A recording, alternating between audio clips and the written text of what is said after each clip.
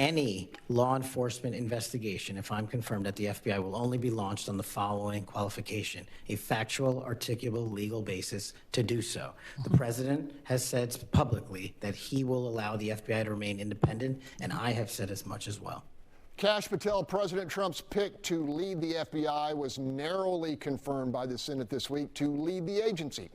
Democratic critics raised the specter of Patel orchestrating a purge of agents and deploying the FBI's assets to investigate the president's adversaries.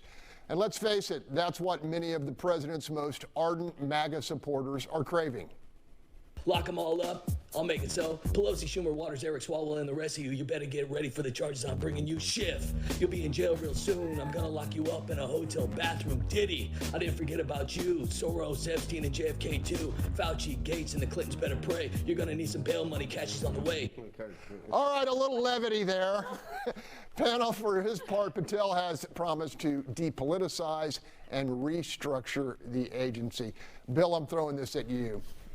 Well, first of all, I think the independence of the FBI is a little bit of a myth. I mean, you got to remember what J. Edgar Hoover did with Martin Luther King back in the day. And so, look, these police agencies are always going to be used for political purposes to some degree. And I think they were in the last administration. I mean, I've said here on this show that there's some of the Trump investigation that I don't think would have taken place but for it being Trump, you know. And so the question is, you know, is this going to be sort of within the normal bounds, or is this going to be something new we haven't seen? I don't think we know this. I wouldn't have voted to confirm this guy, but, you know, we'll have to see how he actually does. Gary, I'm going to count on you to call out lawfare on this guy as ardently and consistently as you did. Yeah, as we were saying, two wrongs don't make a right. I mean, look, Trump was treated like garbage. There was so much abuse by the Biden administration with him with lawfare. It's unbelievable. And the fact, though I do give it partial credit for him becoming president because he became a martyr. I like what Patel said. A non-political FBI would be refreshing. So we need to give the FBI back to law enforcement, dealing with criminals, dealing with spies. And that's what we need to do. And if he doesn't, he should be called out. The Democrats' problem, which is a pattern throughout we've seen so far in the Trump administration, everything Trump wants to do is evil and the worst thing ever. Everything.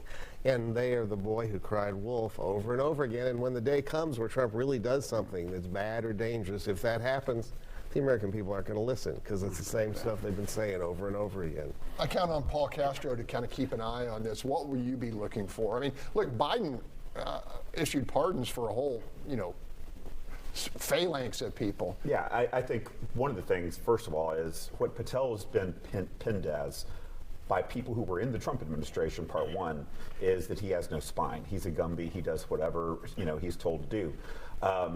So here's an interesting thing. So last night late, he actually put out an email to his staff that was counteracting what Elon Musk put out, which is, here are the 5 things you got done this week. And he essentially told his FBI team, don't respond to that email. So we might be seeing the beginnings of a spine forming, or at least someone told him, send this email. Either way, that might be a first step in creating some type of safeguards against this stuff that's pushing.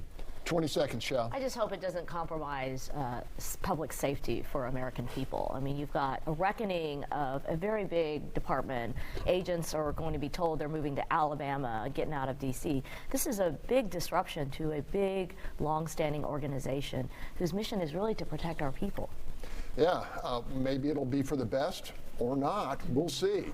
When we come back, reeling back the culture of DEI, Vice President J.D. Vance leading the charge in a campaign that appears certain to intensify.